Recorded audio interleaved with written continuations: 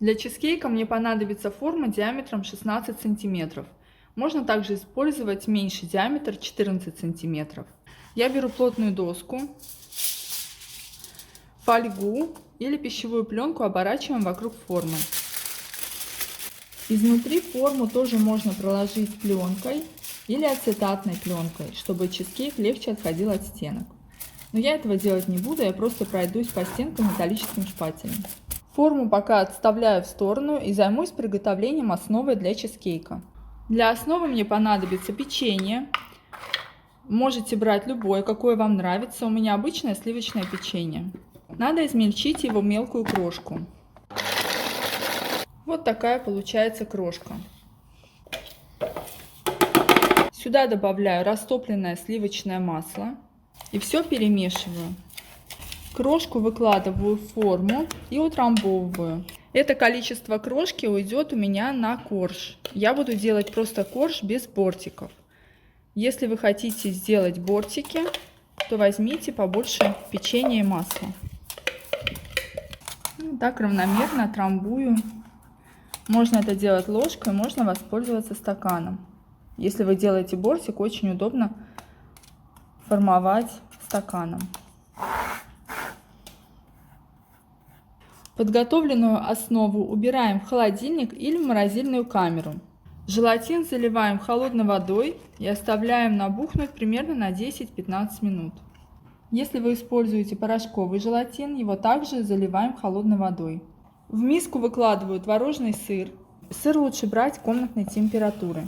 Чтобы не было комочков, сыр можно погреть в микроволновке на низкой мощности. В данном рецепте используется сахарная пудра, потому что чизкейк холодный, без выпечки, и сахар у нас просто не растворится в сыре. Я растерла сыр с сахарной пудрой, получилась вот такая однородная смесь. Желатин у меня уже набух. Набухший листовой желатин надо отжать и распустить в теплых сливках. Хорошенько отжимаем, чтобы убрать лишнюю воду. Сливки у меня нагреты до легкого пара. И перемешиваю, чтобы желатин полностью разошелся. Сливки отставляю в сторону, чтобы они немного остыли. Если вы используете порошковый желатин, вы также его прогреваете в микроволновке буквально 1-2 минуты до легкого пара. Кипятить его не надо.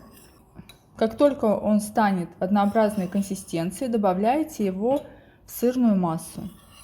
К сыру и пудре добавляю сливки с желатином и ягодное пюре. У меня черника. Я ее пробила блендером, протерла через сито и проварила примерно 7-8 минут. Если вы используете готовое пюре, то просто добавляете его в нашу смесь. Если вы используете свежие или замороженные ягоды, необходимо их пастеризовать, потому что чизкейк у нас холодный и он не проходит термообработку. Ягоды используйте любые, какие вам нравятся. Малину, клубнику, смородину, вишню. И все объединяем с помощью миксера.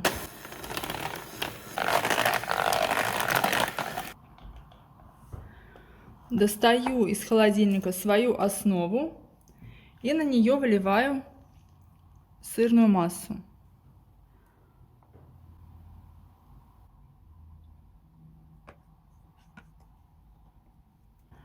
Разравниваю, распределяю. И убираю в холод на 8 часов для стабилизации. Мой чизкейк готов. Он провел в холодильнике 8 часов, полностью стабилизировался. Сейчас я отрежу кусочек и посмотрю, какой он получился.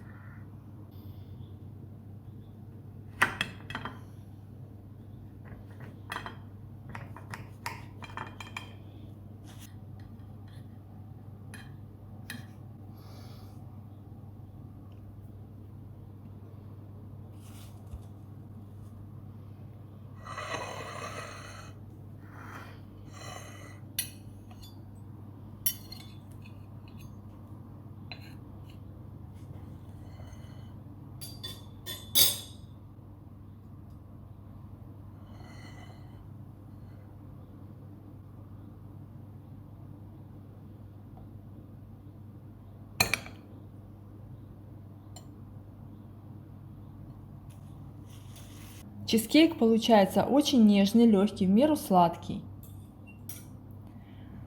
Всем приятного аппетита и пока-пока!